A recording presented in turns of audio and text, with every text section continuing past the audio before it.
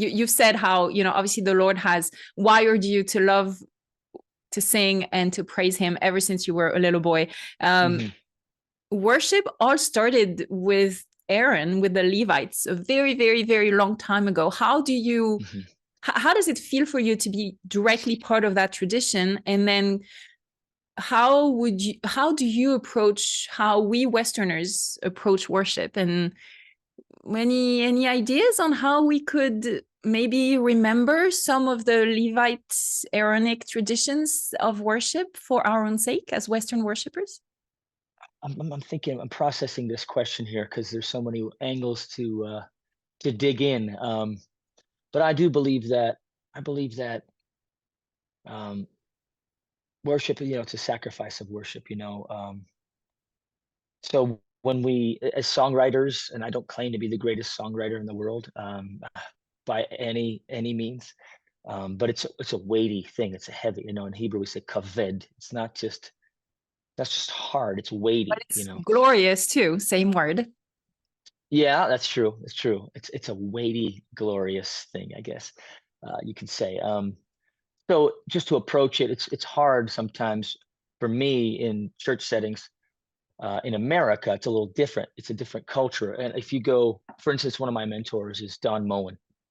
He's a good friend of mine, and I hunted him down. Poor Don. I'm like, hey, can we do lunch? Or can we do coffee? And it took a little while. We did coffee. Hey, can we do for lunch? And then before you know it, I'm hanging out at his house just asking him a million questions because Don is one generation behind as far as the worship music industry.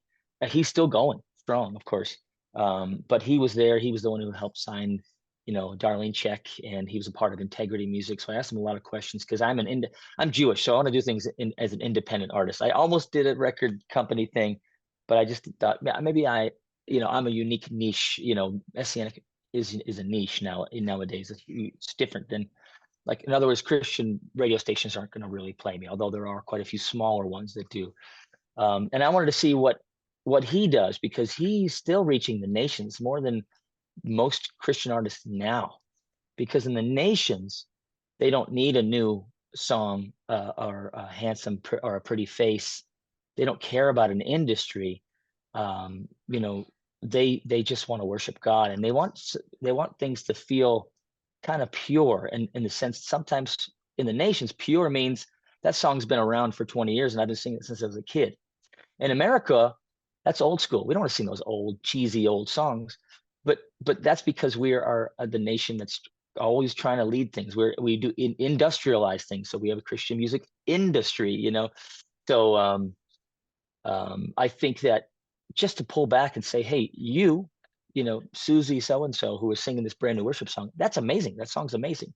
But there's nothing wrong with the song you sang as a child, as well. You don't have to.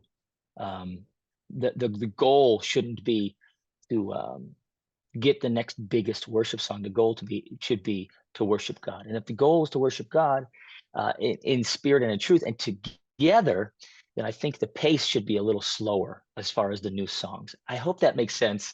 But I find myself, I think all of us, even the people that are singing these new songs all the time, you just sing an old hymn like "How Great Thou Art," and everybody is just we're all taken back 100 years together, or 80 years together, and we have all these memories of this pure moment where it didn't matter how big the drums were, it didn't matter how great the electric guitar was, or the lighting, or the $1 million sound system.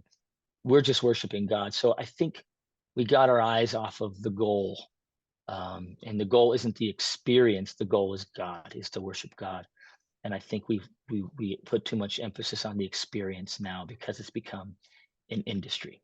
I don't know what else to say. I found myself now, even as a songwriter, saying, I'm still writing, but I'm saying, why do I need one new song every month? Let me just lean in on that one song that, like, for instance, there's one song I wrote that I just wrote with God. And I'm not a sensationalistic person where I don't feel things all the time. I don't chase feelings necessarily, but when I wrote a song called "You Are Holy," I was in the Philippines and I just cried the whole night. And I'm not a crier, and I just remember just feeling this moment like Should I even share this song? Because I felt like this is a song that I had a moment with God that I've never had before. It was me in solidarity with God saying, I'm going to raise my family serving you no matter what.